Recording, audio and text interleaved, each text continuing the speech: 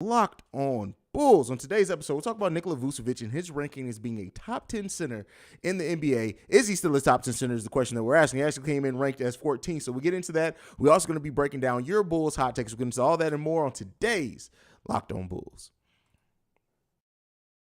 You are Locked on Bulls, your daily podcast on the Chicago Bulls, part of the Locked on Podcast Network, your team every day.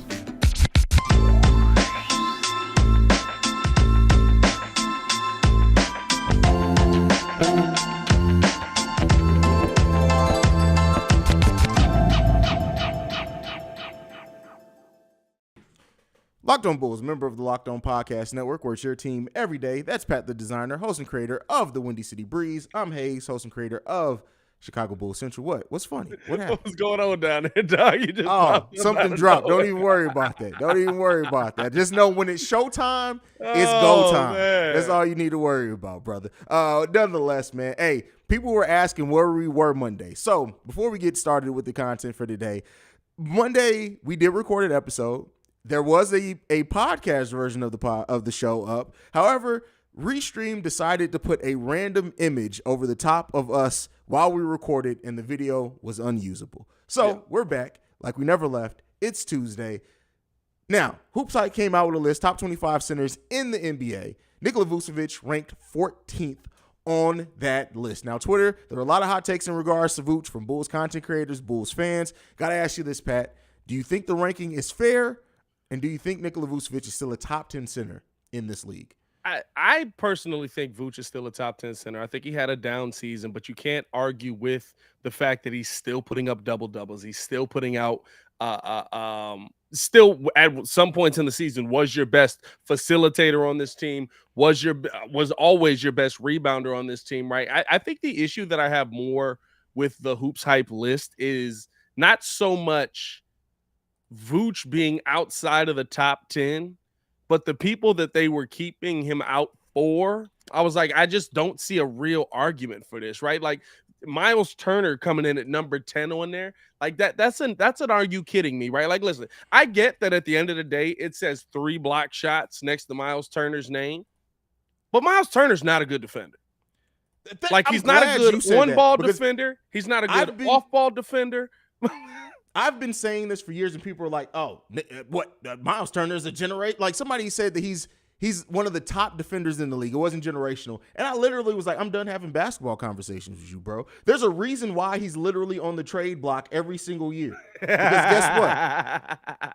He's not that. Like the block, he does the things that pop out to people who don't watch basketball, right? Yeah. This is like people for a long time were like, Allen Iverson is a good defender because he gets steals.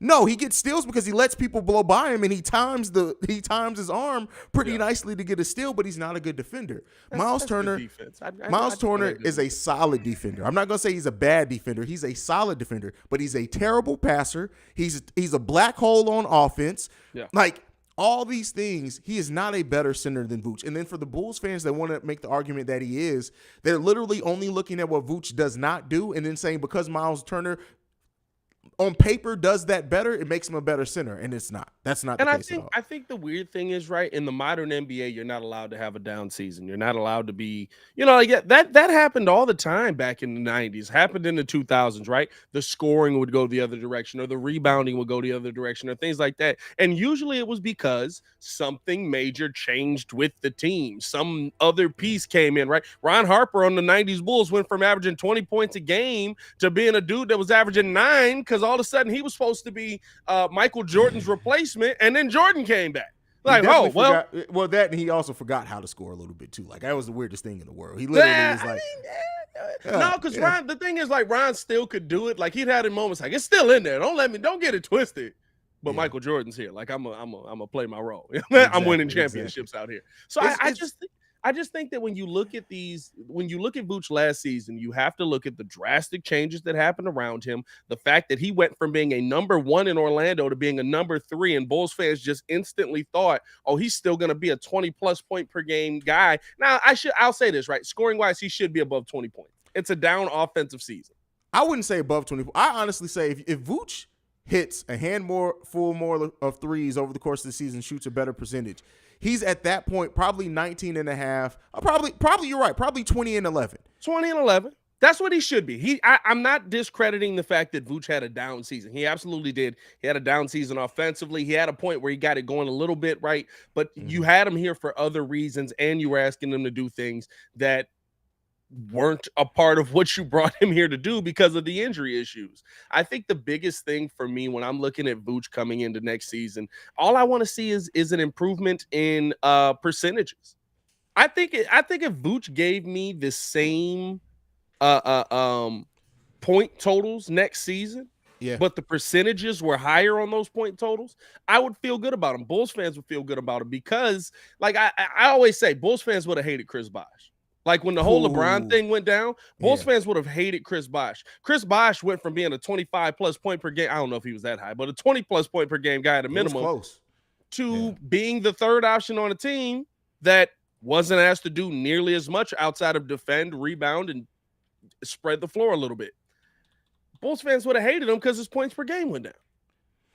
This is facts. And the thing is that that's the people who make the argument, and there are some statistical things as well, but the box score watchers, they're going to absolutely think Vooch is horrible. You give me a player who in a down season averages 17 and 11 and still in the top 10 in every offensive category for their position, and then on top of that, a down year and being a third option. Yeah. I think that's the biggest part of this whole list that kind of kills me, right? It's like you can't statistically look at Vooch and say that he's outside the top 10. He's top 10 in rebounding. He's top 10 in points among centers. He's top 10 in assists among centers. He's top 10 in, weirdly enough, blocks per game, I think he was. I mean, it's top just 10 in blocks. It's just a blocker game, right? It's a blocker game, but it's just a block. It's a Pau Gasol blocker game. You know what I mean? It's like, well, he's 7 foot. You're supposed to block something. But then on top of that, like offensive efficiency, top 10. Even for the people that hate on him, guess what? I'm about to blow your guys' mind. For defensive efficiency, guess what? Nikola Vucevic was ranked in the top 10 of all centers in the NBA. He was 7th, wasn't he? Yeah. So like, come on, like you come on. What are we talking about here, bro? Like I get as fans, we either undervalue or overvalue our own players. And it's happening big time with Nikola Vucevic. You look at a player, show me a player that went from literally being the number one option on the team, on a team that wasn't as successful. They did make a one playoff run, I think one or two playoff runs in his career. Yeah. And then you move from that to not being the second option to being the third option. And at times, the coaching staff didn't even go to you when you were cooking in the first half. Yeah. Nikola Vucevic is still a top 10 center in this NBA, period. I agree. Period. I agree. I don't disagree. I think, and again, right, like if you're going to make an argument on some of these other guys, okay, right? Like Jonas Valanciunas being above him. Jonas Valanciunas was balling last season. Yes, I can't towards the end of last season. I can give you an argument on Jonas Valanciunas. He actually be hooping. Robert Williams, Time Lord. He changes the defense of that team, so I can understand. Like, you know what I'm saying? He changes the defense of that team. Yeah. Sabonis, of course, right? Like we never even would question that. Jared Allen is an interesting one, but you saw how that team changed when he wasn't in the lineup, and you realize how much of an impact he has. Clint Capella, are you putting him over Nikola Vucevic? No, Okay. Clint Capella's not over Vooch. Fair enough. Jakob Poeltl.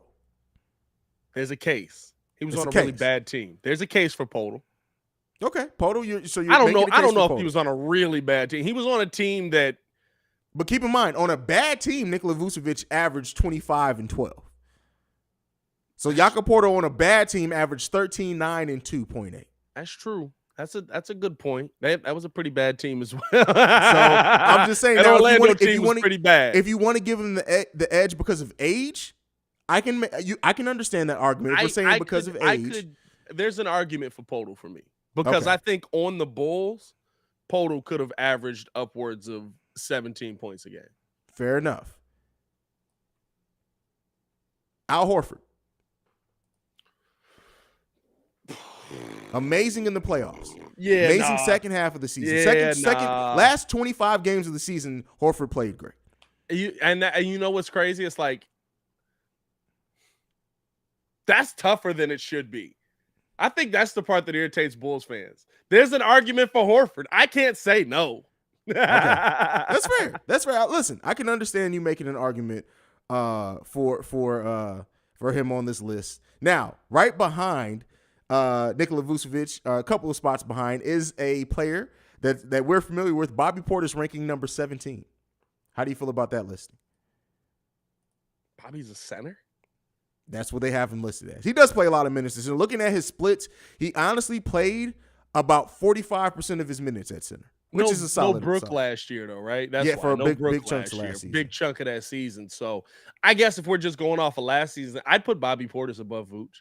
Okay. I think Bobby Portis' impact was higher than Vooch's was. Impact? Okay. That's fair enough. Fair enough. All right, we're going to get into the next topic, but first I got to talk to you guys about BetOnline. BetOnline.net is the fastest and easiest way to check in on all your betting needs. Find all your favorite sports and events at the #1 online source for odds, lines, and games. Find reviews and news of every league, including Major League Baseball, NFL, NBA, NHL, combat sports, esports, and even golf. BetOnline continues to be the top online resource for all your sports wagering information, from live in-game betting, scores, and podcasts. They have you covered. Head to BetOnline today or use your mobile device to learn more about the action happening today. BetOnline, it's where the game starts. And because I restarted my thing, now we get sound. All right. Soundboard got restarted to change the sound pads. I had to change the thing. Now, I know we were going to go into Bulls hot takes, but I do want to have this conversation. I think this is a natural progression to go into the second segment with. I'm throwing Pat an audible. But looking at the players around Nikola Vucevic, what do you think that says for what his extension could be? We don't want to forget that it said that the Bulls are going to be talking extension with Nikola Vucevic at training camp. So right around him, I think it's fair. You got Brook Lopez, who's right around kind of what I think and expect Nikola Vucevic to make. You got Jusuf Nurkic. Then you got Al Horford, who his is a little bit inflated because he signed his deal when he was much later. He's on the bottom end of the deal rather than starting a deal. Yeah. And Jakob Portal. Who do you think? I mean, where he ranks? Do you think that's fair according to what type of extension and size of extension we signed him to? What are we thinking? I mean, I'm thinking 9.5 per on average. I think it may start at a base salary a little bit lighter than that, but I'm thinking 9.5 per over about 3 years is what I'm thinking for. I'm trying to remember what I said. I wanted his extent. I think it was 56 mil, which worked out to like 17 mil a year, or something like that. You think it's going to get that high? I do. I mean, listen, Vooch is still when we look at the metrics, when we look at the breakdown, when we look at what Vooch is, he's still a top 10 center. Top 10 center in the NBA. Like, you got to think there's mediocre players that are making $20 million a year, right? Like, so I can't say that Vooch being a top 10 at his position should be making 9 or 10 million. But again, right, I think how I structured that, I want that more front-loaded. You want it front-loaded than back-loaded, right? So that he's able to make basically what he's making this season, and then by the end of that deal, as his age continues to age out, you have options on that deal. I could see that getting done. I outside of Al Horford's completely outside the realm of possibility because Al Horford is getting the bag. It's in the last year of a deal. He's also in the last year of the deal. Hey, and I bet the Boston Celtics won't re-sign him for that. That's not happening. But Philly gave him that deal too. He signed a 4-year, $109 million deal, bro. That's crazy, bro. It's crazy. He also was cooking at that time. He was cooking. He was cooking. So looking at everyone else, so Brook Lopez is per on average $13 million. Jusuf Nurkic just signed a 4-year, $70 million contract. Jakob Porto is at 8.75. He's a 3-year, $26.25 million. Keep in mind, aging, third option, probably wants more guaranteed money than big money. What are you thinking? I think he'll get more than those guys. Maybe he'll probably get more than Brook as well. I don't see him getting more than Brook. But go ahead. Just because we ask him to do more than they ask Brook. Brook has literally become a spot up shooter. Brook is a spot up shooter that block shots. Yeah. You know what I'm saying? So I think just, and now it also depends on what the Bulls are going to ask Vooch to do, right? Whoa. Like if all of a sudden this season we come in and we get a 60 mil. Come on, bro. That's a hot 4 years, 60 mil, 15 mil a year. Yeah. That's 15 mil a year. See, I think his extension would be more between the 9. I think at the most is 12 per. I think that's the most Vooch gets is 12 per. Maybe, right? Like I don't know, because I don't know how dedicated Vooch is just to staying here because it's a winning situation. I don't know if he wants to go somewhere else and compete for a championship, or if he feels like the Bulls are his opportunity to compete for a championship. We haven't heard a lot of around Vooch on what kind of his feelings on an extension are, mostly because he hasn't been here. He's been overseas the entire time. So I think once we get back in training camp and we kind of figure out like what Vooch is feeling about what the Bulls are building here, then we'll kind of see. But I'll tell you what, I think Vooch going outside of the Bulls organization could definitely get 15 and up. Okay. Because I think there's teams that'll look at him and say, I don't know how they get it done, but I think there's teams that'll look at him and say, while he may not be the right piece for you right now, he's a piece that puts us over the top because of his ability to do something. What is paying Vooch too much on the extension? Years? 20 mil a year. But how many years, though? Because if it's 20 mil a year over 2 years, I'm not mad at it. I don't want him over 80 million. I don't want him for 80 million. Okay. 20 million over 4 for me is too much money. But again, right, like I think I would, like I said, I would pay Vooch 20 mil, but it would be because the contract is structured so he gets 20 mil. I would like to see him around that $13 to $15 million deal. But you just, you front load it and make everything work out the way that the GMs be making it work out. But I don't see him getting a $20 million deal. That'd be crazy to me. That'd be crazy. 20 mil a year, like that's his average. Yeah, Nikola Vucevic at an average of 20 mil a year for where he is right now, and age alone would be almost crazy. Because like I said, Al Horford's getting paid over 20 million a year, but he signed that contract when he was still mid-20s almost. Nikola Vucevic. What is the highest minimum where you feel like we got him for a steal? I know that sounded crazy when I said it, but like basically like if we can get we got him at 11 mil, that's a steal. 10 million for like I know I said 9.5 is what I'd like to sign him at. This is because as a starting salary, not average over the years, but as a starter in that first year. But if he over 3 years and we get him at 11 per over 3 years, 33 million over. If Vooch signs a 3-year, $30 million contract extension, that's a steal. Now it may be a bad contract towards the end because at that point he'll be going on 35 years old by the end of that contract, 36 years old by the end of that contract. But I still that's a number that I'll look at and say I'm not mad. No matter what happens, I'm not mad at that number at all. No, I agree with you. I agree with you. I think that's one that I look at, and I'd probably go up. I think if we got Vooch at 12 over 3, because that's 36 million. If you get Vooch to sign a $36 million contract extension, it's like I think Bulls fans, a lot of their ire comes from the fact that he makes as much as he does because of the kind of player he was with the Magic, right? And he just hasn't been that same level of player, but he's been asked to do something completely different. If you got a $12 million center, to me, that's like, okay, that's a steal right there. I don't care if he is aging. That is and he's giving you 17 and 11 in a down year, and I think he's going to bounce back. There are people who would have signed Isaiah Hartenstein for 11 to 12, $13 million a year. So listen, and while I love Stein, like I love him, if you're willing to pay him, he got 10 million per. So Vooch getting 12, 13 million, I wouldn't shake my head at because Vooch is still the better player, period. 100%. I think it'll be higher than that, but I don't know. I don't know how that's going to all end up shaking out. I ain't going to lie to you. Vooch right now, as soon as we end the show, Nikola Vucevic has re-signed on a 5-year, $120 million deal. And I will already be back here like, hey, man, listen, y'all shut up. I know we were wrong, but it is what it is. No, I'm going to be honest with you. I'd be eviscerating AK. Oh, that would be the first time where literally I'm like, hey, and AK, no, we do not trust. You about to get these. Petty Roosevelt would have a video for AK if that happens. I would eviscerate AK if we got it. Like, I think that's the thing, right? Even if it's 20 mil, right? Like, unless you're going like 20 mil over like 2 years and there's a player option on year 2 or a team option on year 2, you know what I mean? Like, well, we got him on a 1-year deal. Like, that's the only way I'm like, all right, good job, AK. I like that. Oh yeah, if it's 1 year, $20 million, all right. Look, it is what it is. I'm not even mad at it. Take a 20. Take the 20, Vooch. Go ahead and go about your business. Hey, who do you think signs their contract extension first? Well, Ayo can't because they can't do contract. Yeah, they can't talk extension with Ayo. They have to wait till the end of the season for Ayo. I think after midway point of the season, they can talk to him or something like that. Yeah, I think. Does the extension get done before the start of the NBA season for Nikola Vucevic? Yes. Okay. Because I think Vooch wants to be a part of a winning situation.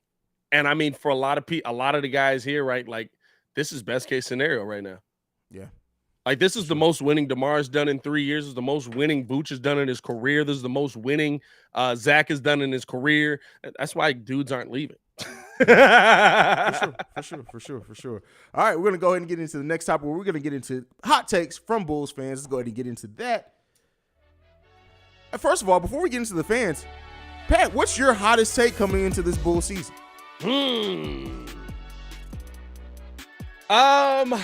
I think I already gave it, right? I said Patrick Williams will win Most Improved Player of the Year. Okay. I thought I said that on here. Oh, hey. Yeah, I think Patrick Williams. We talk outside the podcast. We talk on the podcast. So it all blends together for me. Yeah, no. Yeah. I think that was pretty much my hottest take. That Nikola Vucevic, that Patrick Williams would win Most Improved Player for this season.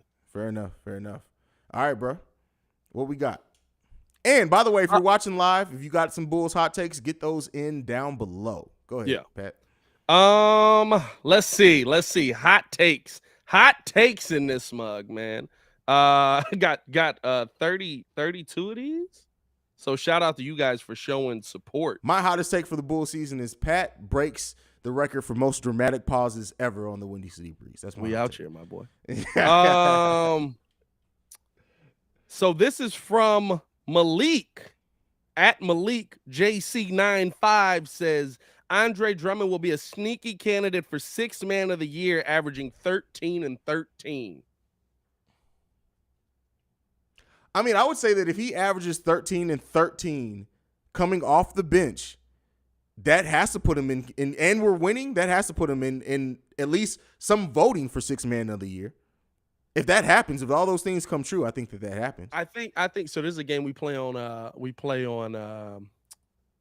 the Windy City Breeze every now and then. It's a real Chicago game, cap or no cap.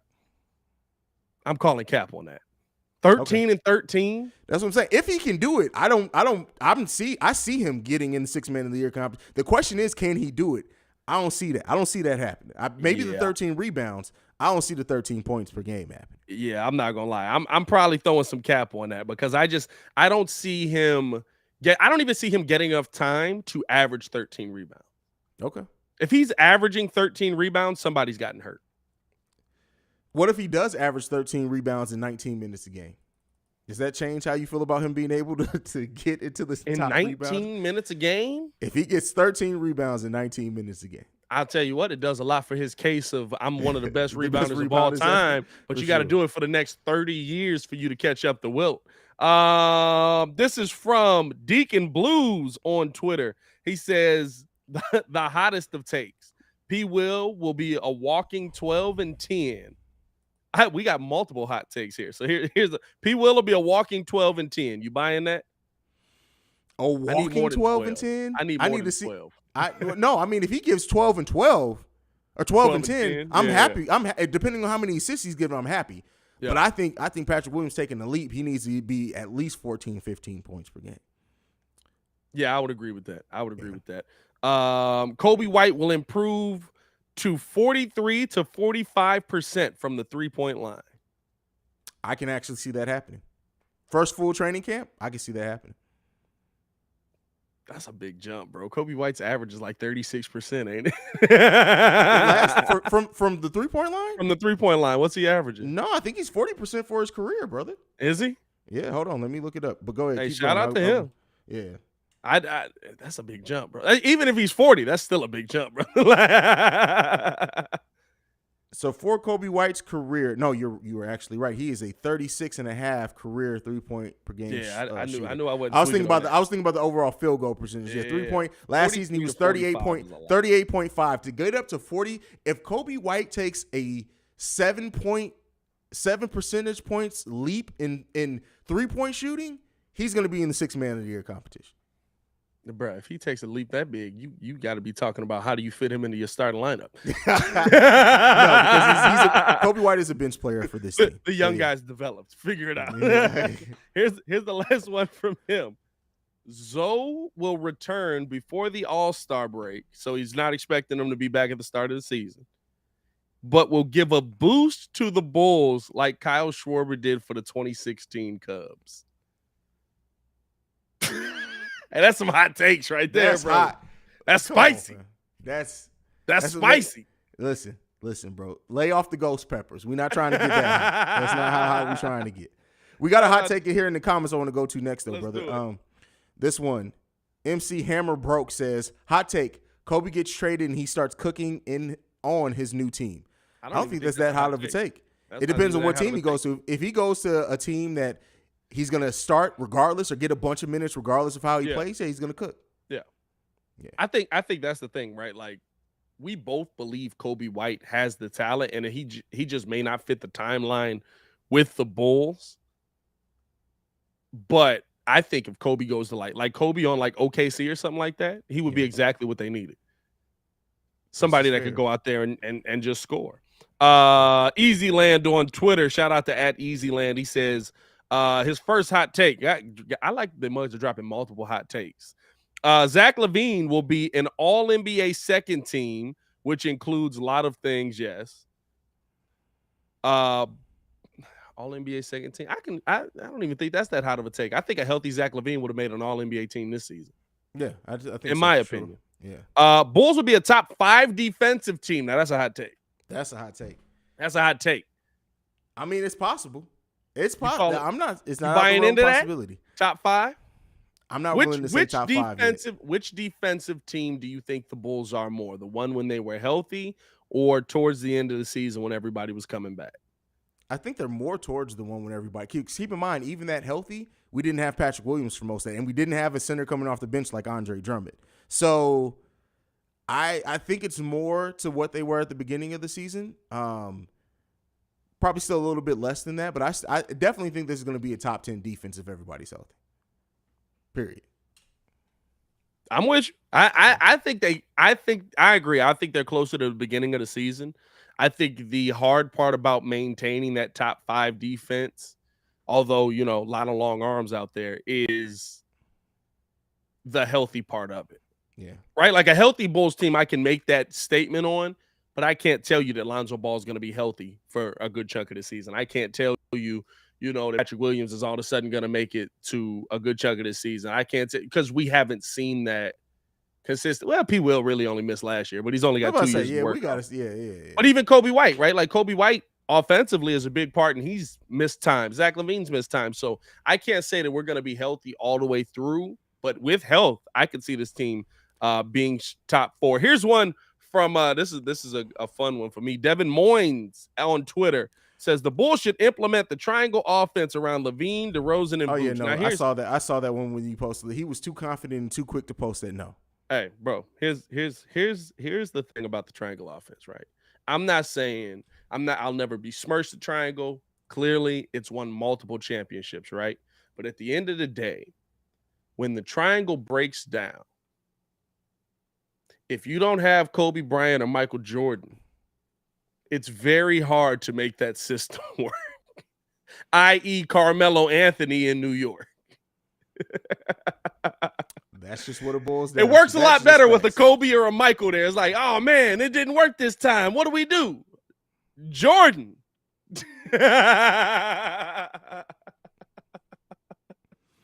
It's just that simple, unfortunately. Here's another one that's ridiculously spicy. Hot take from Ben McDade. Dade? I don't know. Bulls will add KD to the mix at the deadline. What say you, CEO Haize? Not ever going to happen in any shape, form, or fashion. Lay off the weed. Period. All right, let's get this one in. Let's say we take a number 1 star away from every team. Where would you guys rank the Bulls in that power ranking? Honestly, pretty damn high, because even if you take, depending on who you look at, if you're talking about taking away Zach, we still got DeMar. If you're talking about taking away DeMar, we still got Zach. What does that mean? Take a number 1 star away from every team? So basically take the best player off every team And where do the Bulls rank amongst that? It's a weird question, but. Oh. So like the Bucks playoff run.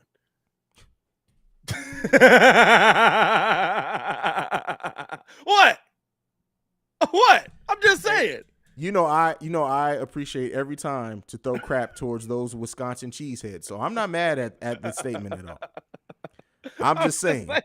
I thought that's where we were going. Why'd you go with that bar? I thought that's the bar we was going with. I don't know. Hey, man, keep them hot takes coming our way, man. We appreciate you guys for showing love to us. As always, man, it's your boy Pat the Designer back at it again.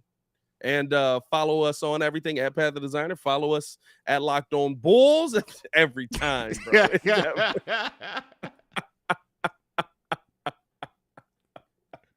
What is he doing here? Get out of here. You get out of here. You're not supposed to be here. Oh, that's never not going to be funny. I'm sorry, but go ahead. Hey, I love that it's just left in there, man. Follow us on everything at Locked On Bulls, man. That's all I got. Shout out. You can follow me at CEO Haize, the CEO Haize. And thank you for making Locked On Bulls your first listen every day. Now for your second listen, go and check on Locked On NBA, where the Locked On experts break down all those latest news, rumors, and developments going around the NBA in 30 minutes or less. They can be found wherever you get your podcasts. But for Pat the Designer, I'm Haize. This is Locked On Bulls, and we out, y'all. Peace. Peace.